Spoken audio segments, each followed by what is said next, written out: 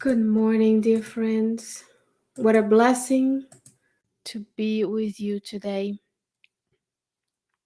And here we are with another chapter of the book, Right Path, by the Spirit Emmanuel through the mediumship of Francisco Cândido Xavier. Good morning, good evening, good afternoon, whichever way you're watching this live or on demand. I hope the teachings we have for you today allow you to go about your day seeking a better way to help others. Because today is a teaching that is going to call you and I to charity, all kinds of charity. So today's chapter is titled by Emmanuel, Assistance and Us.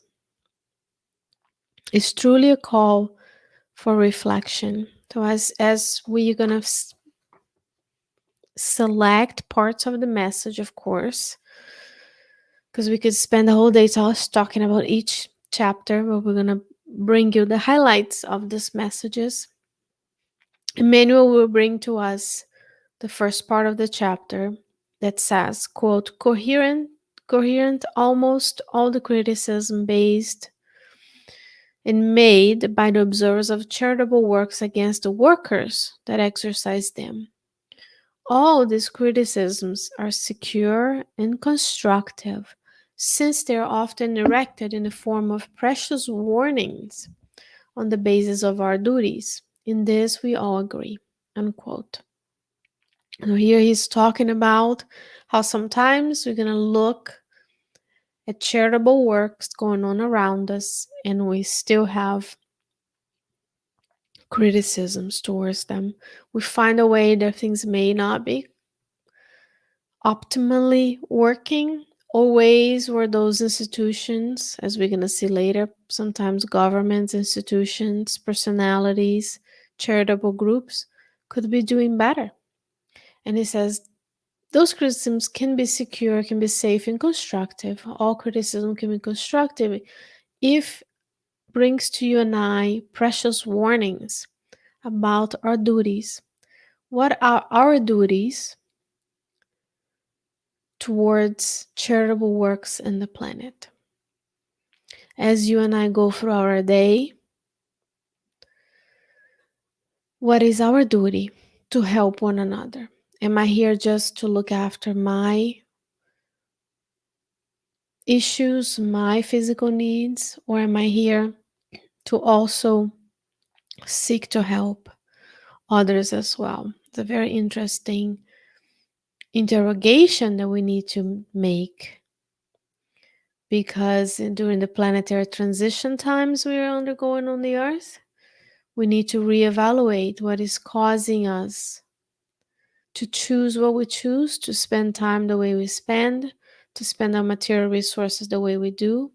Are we only focusing on our immediate needs, or are we building towards a better future for all? Because the charitable works that you do today could be for someone that has been dear to your heart in another life, for example, or whatever charitable works you create today, you may benefit from them in the future when you reincarnate, if we are allowed to reincarnate on the planet again. And when, right? Because we have to wait for the right conditions and the permission from God for that to happen. So now he's going to give us a couple of examples of how we go about our day criticizing the works of and people around charity, moral, physical, and emotional, psychological charity, all kinds of charity. He says sometimes you're confronted by a child relegated to homelessness, and we promptly remember the welfare organizations that must collect them and allow them the necessary education. We find drunken companions on the street. We're mentally aware the legal authorities must be alerted to alcohol abuse. We find a sick person in the middle of the night relegated to the windy air, and we rightly affirm that hospital services should open their doors to those who suffer. We see sad men and human beings who are humiliated by the practice of begging, and we immediately remember that they must embrace a profession and attend to their own subsistence.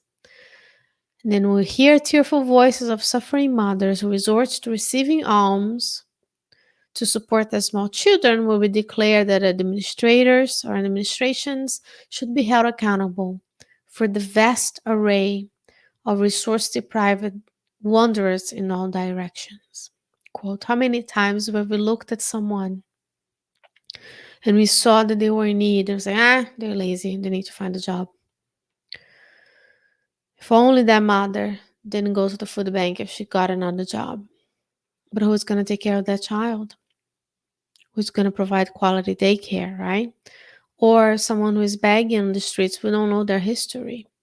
Sometimes they have abused drugs, yes, but circumstances allow them to fall into that temptation. And then once you're in that trapped and living on the streets, who's going to hire? Have you ever hired someone who was homeless? How are they going to shower? How are they going to be have a stable time so they can come provide some sort of work? So it's easy for us to see a situation and think about other people who could be doing something about it. Today's conversation is very serious because the good spirits are concise. Emmanuel does follow a pattern on this book where he's going to bring up an issue. Then he'll give us examples of how those issues present in our daily lives. It's 2021. We still have drunken people on the street, sick people sleeping, homeless. We still have child homelessness around the world. And even in the US, they may not be on the street, but they might be in a shelter, they might be in cars. And we see suffering mothers and fathers who have to go and receive alms, receive donations, and take part on charitable works. And sometimes we judge.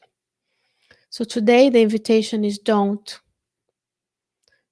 At the end, now towards the end, Emmanuel would see what should we do when we are confronted with those circumstances and situations.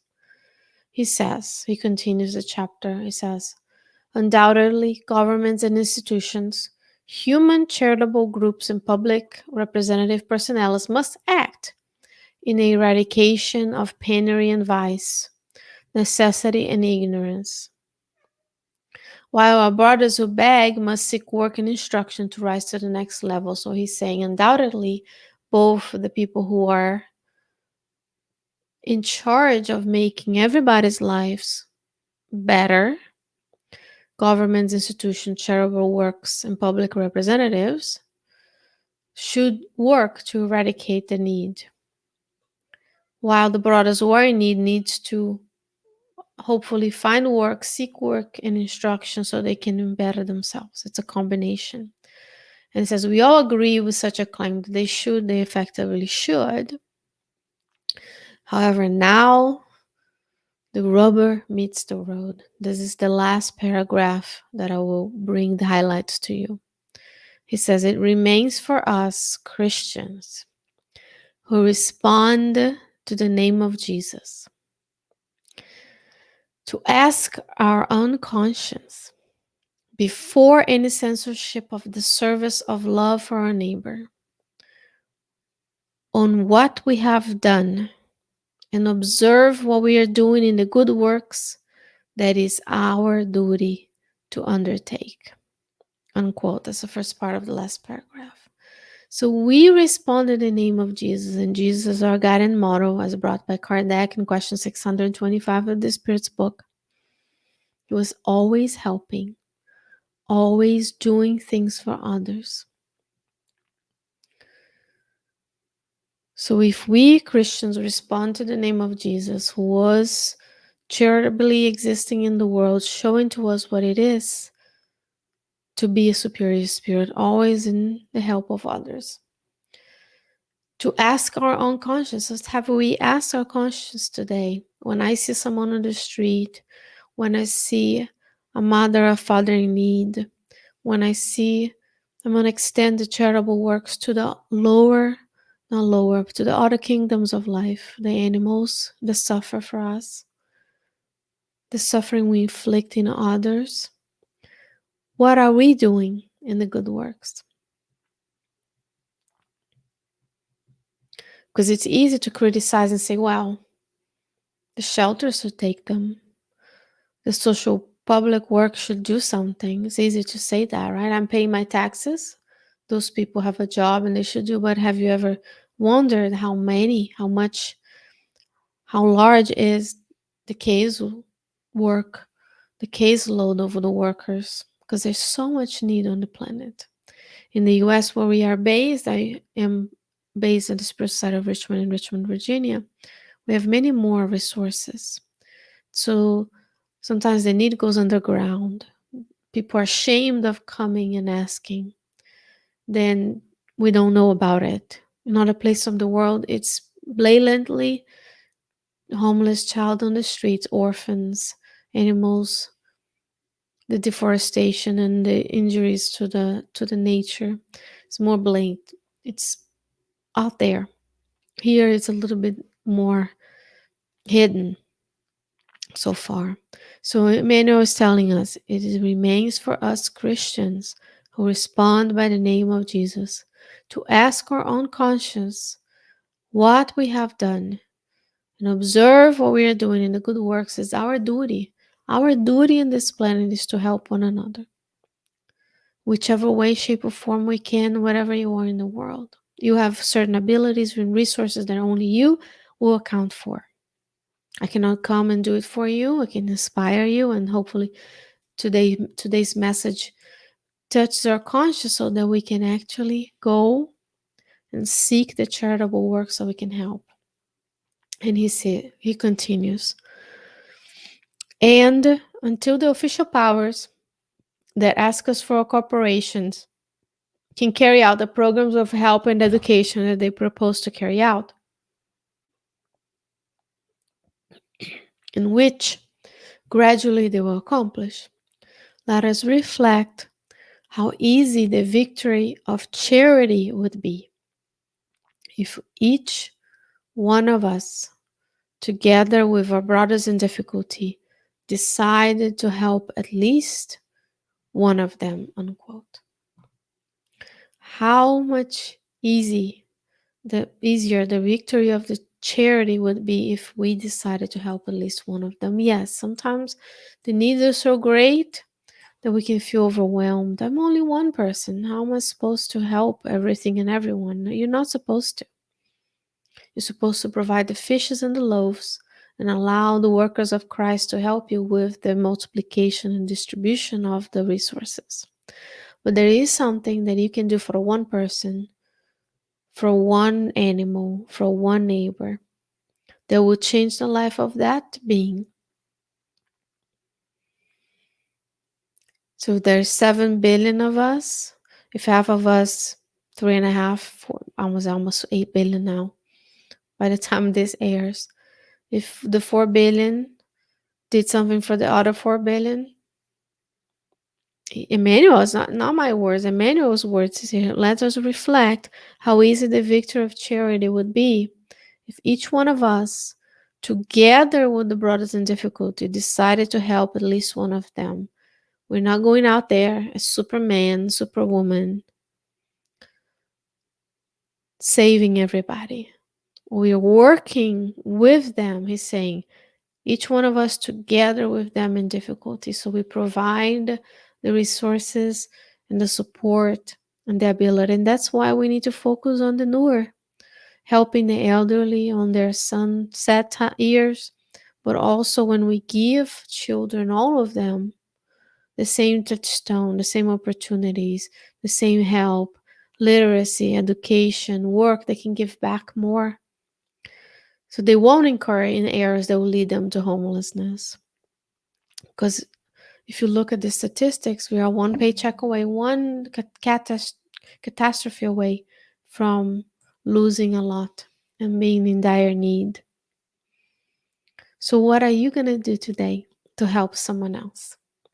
Even if you just share these teachings to inspire others, can you carve out half an hour of your day to look for opportunities of volunteering? If your Spiritist center allows you to volunteer, go volunteer. Bring your children.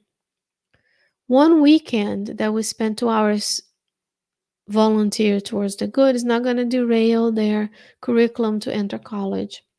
We actually teach them that the need is great, and maybe they'll inspire them to come up with the new technologies and resources and processes and procedures and organizations that will eradicate the difficulties we have in this lifetime. Remember, the planetary transition is a transition. As much as we don't go from summer to winter overnight, it's a gradual change. If we can gradually change our mindsets from us, me, mine, to ours, because we don't know if whatever we do today will benefit us when we return in another lifetime, or whatever we are having today could be something we helped build in previous lifetime. So that's the call for today. The call is to service. The call is for charity. Clear out your closet, clear out your house. Give what you can to others of your time, attention, and financial resources, because there's a book by Emmanuel called Money that also will teach us that money is a resource that can do good in the world. And just as stagnant water can grow microbes, stagnant money can also be of detriment to those who don't do well with the resources that they have been given in this lifetime. Because we are given the opportunity of being together. Yes, we may have earned it, but only with the grace of God that we are where we are. We're reaping the benefits of what we've done in the past. We are redressing mistakes from past lifetimes. But multiply that by the grace of God, and then we have our current situations. Dear friends, tough topic, but very important for us to think about. How is your relationship with assistance? Material assistance, spiritual assistance, physical assistance, emotional and psychological support to others. I hope these teachings have helped you. And until now and the next time we meet, I wish you many blessings. Stay well, stay safe. Take care of someone else and yourselves, and I'll see you soon.